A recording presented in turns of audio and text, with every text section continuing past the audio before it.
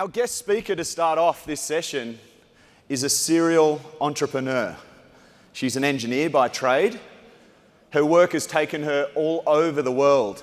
She now runs an F45 training studio in one of my favourite parts of London, Brixton. Has anyone been to Brixton?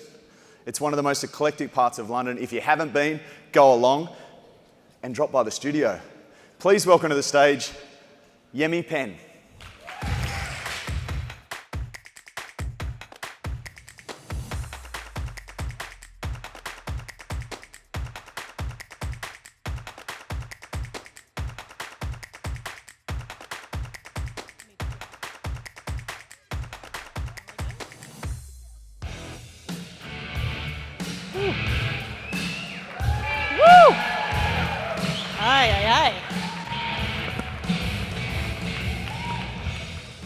Okay, so just checking you can hear me.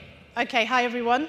So first, I have to give, this is my spiel to anything I do. I curse like a sailor. I swear. Apparently the fact that I've got a British accent. So don't take offense and try not to judge me, okay? All right, let's see, what have I got to say? Does this come up? Is that up yet? No? Okay. Is that going to come up on the screen? Okay, great. All right. So I want to give a bit of context to who I am. And obviously, we are all many things. But I'm a mechanical engineer by trade. So I manage my consultancy where I have a small team in Sydney, Australia, and also the UK. I've always wanted to challenge status quo. It's almost been my mantra since birth, but it took me a little while to figure that out. I'm an entrepreneur by passion, meaning that I typically would bitch and moan about something that wasn't being done in society, whether it was a product or a service. And I figured, well, who best else to step up? So which means that I've probably got enough projects going on now that literally can last me 3 lifetimes. The last thing, which is got there as a motivational speaker, but really is actually a lot of what all of us do, is I'm a transformational mindset coach. I am obsessed, literally obsessed about working with organizations and people to be the best version of themselves. Now, I know there are lots of tag words, but literally I've lived this, I've breathed this, and I truly believe that a lot of us have so much untapped potential. So even though I'm here with the F45 banner, almost anything I say could relate to either you as a franchisee, studio manager, trainer, mum, dad, whatever it is. There is also life around and outside of F45, so I'm going to keep it real. Okay. So I couldn't have been on this stage and actually trying to have this conversation literally about 4 or 5 years ago. Now, I know some of you may have seen or heard my story, and I won't go that far back. But literally 5 years ago, I relocated from London to Australia, Sydney. My son was 7 months old. My daughter was 7 years old. I was on the brink of divorce. And I literally genuinely felt like I was fucking up in life again. For real, for real. I'd literally felt like I wasn't doing things according to this thing called the memo. And I will give a plug here, so much so that I wrote a book which comes out next month called Did You Get the Memo? Because I fucking didn't. The memo about life and what you're meant to do and who says you should do this and do that. Literally, it was that big a deal for me that I almost feel like I went to Sydney to hide. But the reality is I went to Australia to heal and started to do a lot of work and to build myself. And as a result of doing that, I started to back myself. I mean, I was blessed. I had a good job. You know, as an engineer, I was able to get my visa, and I got into a consultancy, and I was doing well. I knew but 2 people. And what I realized very quickly, literally 6 months in, was that I'd left London, that rat race, and I was literally just on the same damn wheel again, but in Sydney. And that was when I needed to have a conversation with myself which was, let's just assume we have one life, for real. Let's just say it's one life. We don't know what happens afterwards. I needed to make it count. And so that meant that I needed to do a lot more different things to what I was doing. And that was where I set up my consultancy. And once again, no one knew me in the industry, no one knew me within the government, but I had to back myself. And so one of my messages typically is, you are your biggest champions. Now, I know I'm probably speaking to people who already know this, but most of the time we need to tell it to ourselves again, similar to when we have our members come into our studio. But one thing that I needed was the exercise. Now, for anyone who has been to South London, Brixton girl, it's what used to be known as the hood back in the day. Become a bit more gentrified, so it seems a little bit more popular. But the one thing I used to love is I used to go to an aerobics class where this guy would play what we called garage music, reggae, and it was the best feeling in the world. So it was every Wednesday I'd go to this aerobics class. And I remember telling myself, I want to open up a gym like that. And then I came across F45 Macquarie Park. And I don't know what it was. I'm on the cusp of the spiritual woo-woo. So every now and again, I'm going to say a few things. Just sit with it, let it ride. If you don't believe it, that's all cool. And I went in there not knowing what it was, but I remember them saying I was going to need to pay $66 a week. Now, I was doing okay. I was making money, but I remember thinking, there is no way in hell I'm paying you that amount of money. I'm going to do my week, and I'm going to split. I'm going to leave. I'm not even going to come back. I did that first class and had this little Asian girl next to me pushing weights more than me. She was beast mode. On top of that, there were no mirrors. On top of that, they were playing music that made me want to dance. But the thing that completely knocked me off my feet was the fact that I was seen and I was heard. There was another studio I went to, Crow's Nest, where they mention every single person's name when they're high-fiving. And that, for me, blew my mind, because that's exactly what I'm trying to embody, is to try to let people know that you are seen and you are heard. And for me, F45 did that. There was nothing I wanted to change. It was like community meets technology. And so I went from not wanting to pay $66 a week to wanting to open a studio. Here was the problem. I live in Sydney, and every single territory was gone. There was only one territory that was available, and I didn't know where the fuck that was. So I figured out, okay, why don't you open one in South London, Brixton? And obviously, you know that little voice? Typically, it's the voice that's sitting on your shoulder telling you, well, how are you going to do that? You don't live there anymore. You're happy with your kids. It's all working. And that typically is what fear is. And I know it was mentioned earlier. And, you know, gently flipped the bird to this little voice on my shoulder and told myself that I'd find a way. Because if you want something, you will always find a way. And that makes me want to talk about my vision board. So I truly believe in vision boards, and if any of you follow a couple of other motivational speakers, it's extremely beneficial and integral to development. Now, it works differently for people. We have our conscious and our subconscious mind. So for me, I need to see pictures, and I have this as a screenshot on my phone, and I see it every morning.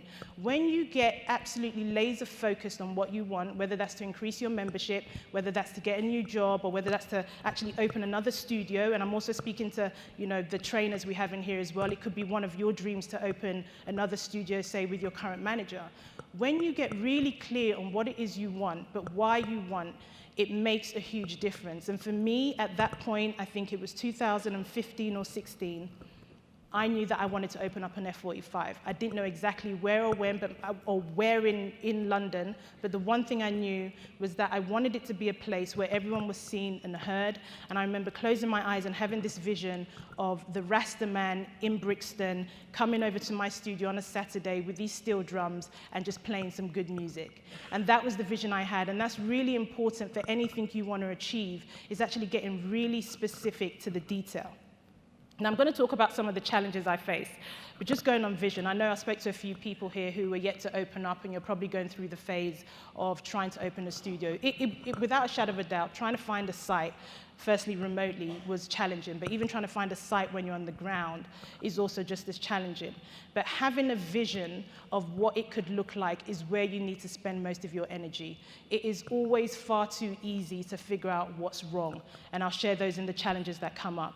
But literally, the vision I had was this, was for my studio to be banging, was for it to be the best out there. And this isn't a case of competition with other people, but I had my vision of how I wanted it to be, and I made sure I focused on my business. And yes, there were so many other things I was doing. Yes, I'm a single mom. Yes, I might have a bit too much melanin. There are so much barriers that we know exist there, but what we don't realize is that when we carry it for too long, we are adding to the resistance. So being really clear on your vision is paramount. Okay, so I want to talk about the challenges, and these are challenges that I faced with my studio, but a lot of us can probably apply it to life. Limiting beliefs. Also, I use words randomly, but just stay with me. So limiting beliefs. Now, as I mentioned, there were so many reasons why this didn't make any sense. Firstly, I was a single mom. Yes, I was working in a good job and I was getting a good salary, but my studio was on the other side of the world. Well, that's where I wanted it to be. And I didn't have access to the money. I wasn't able to get loans for whatever reason, whether it was history. There was literally every single barrier that was coming up.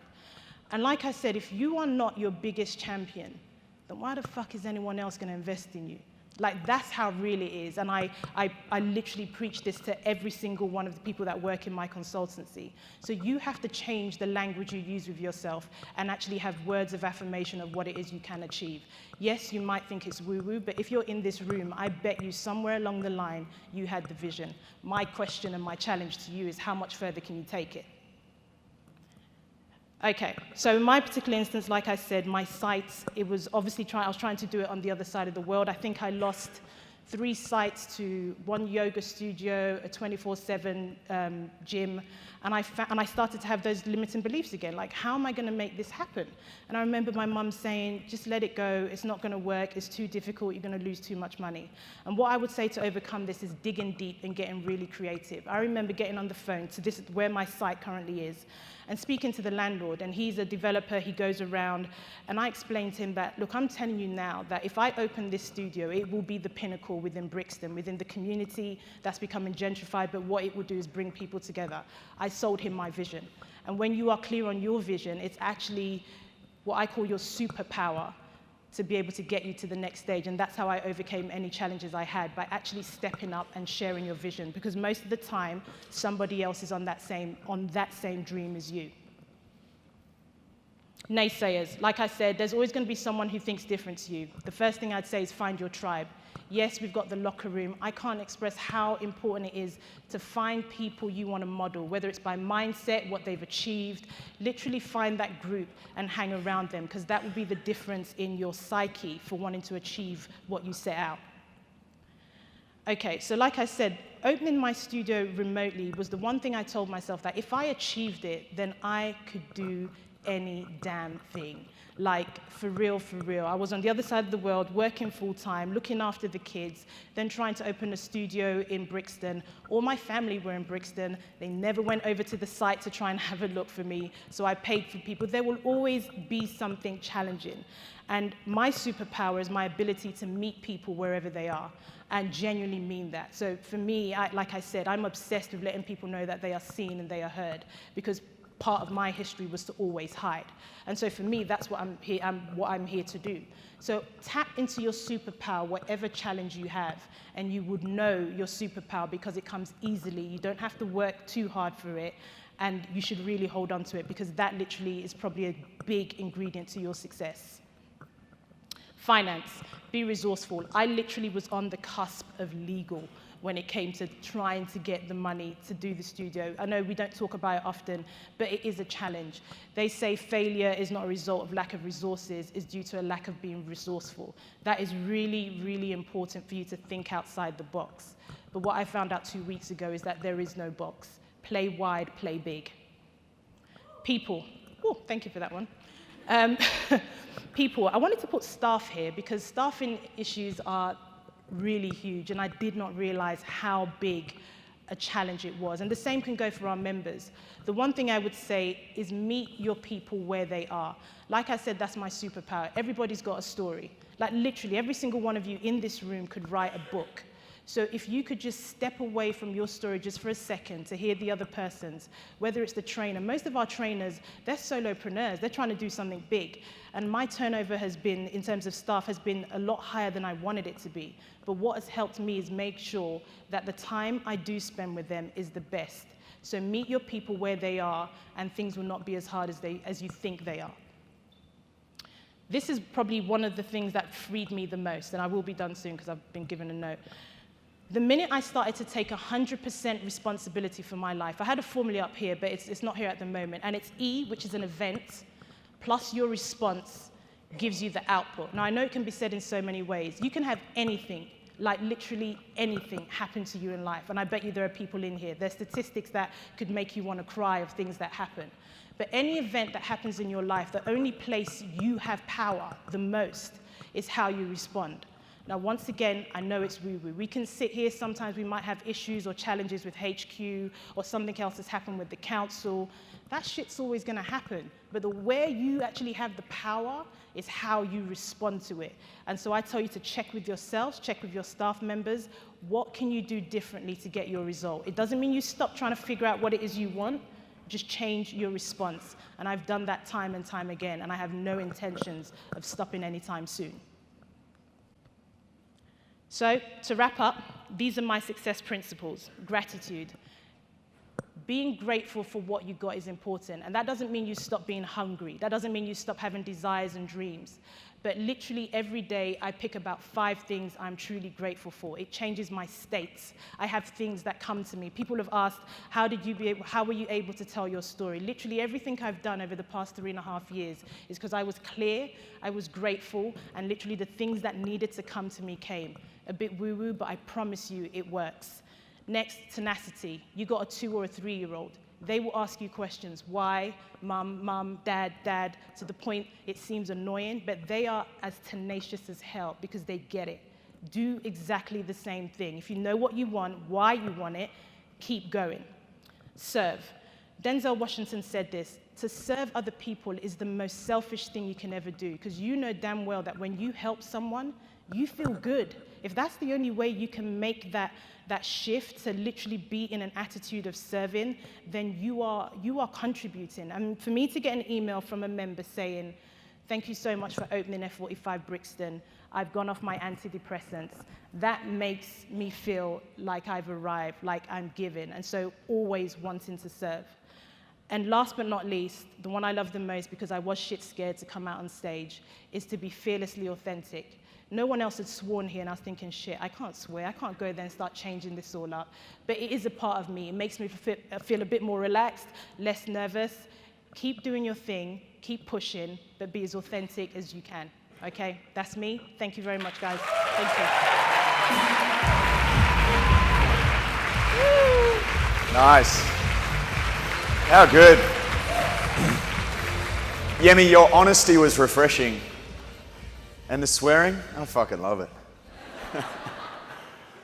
So good to get a real life story, someone that's been all over the world, has taken that experience and is now ingesting all of that into her studio.